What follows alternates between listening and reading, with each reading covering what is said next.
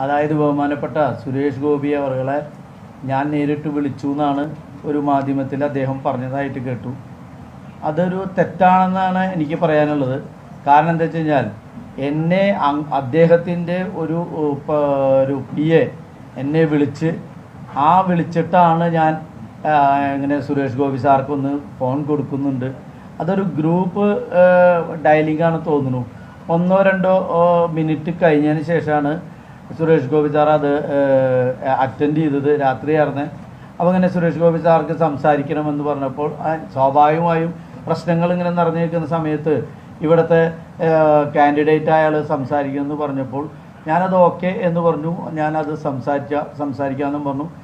ഉണ്ടായ സംഭവങ്ങൾ അദ്ദേഹത്തെ ധരിപ്പിച്ചു. പക്ഷെ അതിൽ വേറൊരു തരത്തിൽ അതിനെ വ്യാഖ്യാനിക്കാൻ പാടില്ലായിരുന്നു. എനിക്ക് ഇപ്പോഴും ഒരു റിക്വസ്റ്റ് ഉള്ളത്, ഈ പൂരത്തിൻ്റെ കാര്യങ്ങൾ ഒരിക്കലും ഇനിയൊരു രാഷ്ട്രീയവൽക്കരിക്കാൻ ഒരാൾ പോലും തുനിയരുത് എന്നുള്ളൊരു വിനയപൂർവ്വം ഞാൻ അഭ്യർത്ഥിക്കുകയാണ്.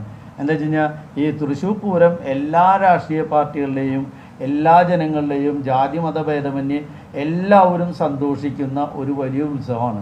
ആ ഉത്സവത്തിലേക്ക് ചെറിയ ചെറിയ രാഷ്ട്രീയം അതിൽ കലത്തരുത് എന്നാണ് എൻ്റെ ഒരു വ്യക്തമായ അഭിപ്രായം. അല്ലെങ്കിൽ മറ്റ് ആൾക്കാരോട് എനിക്കൊരു റിക്വസ്റ്റ് ഉള്ളത്.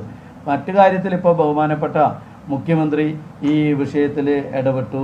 ആ ഇടപെട്ടതിൽ ഞങ്ങൾക്ക് തിരുവമ്പാടി ദേവസ്വത്തിന് ഇടപെട്ട് അതിന് ഉടനെ തന്നെ അതിൻ്റെ ഞങ്ങൾ മുഖ്യമന്ത്രിയുമായി ബന്ധപ്പെട്ടപ്പോൾ തന്നെ അതിന് വളരെ സെക്കൻഡുകൾ വെച്ച് അല്ലെങ്കിൽ മണിക്കൂറുകൾക്കുള്ളിൽ അതിനൊരു എന്താ പറയുക ഒരു റിസൾട്ട് ഉണ്ടാക്കാൻ അദ്ദേഹത്തിന് സാധിച്ചു.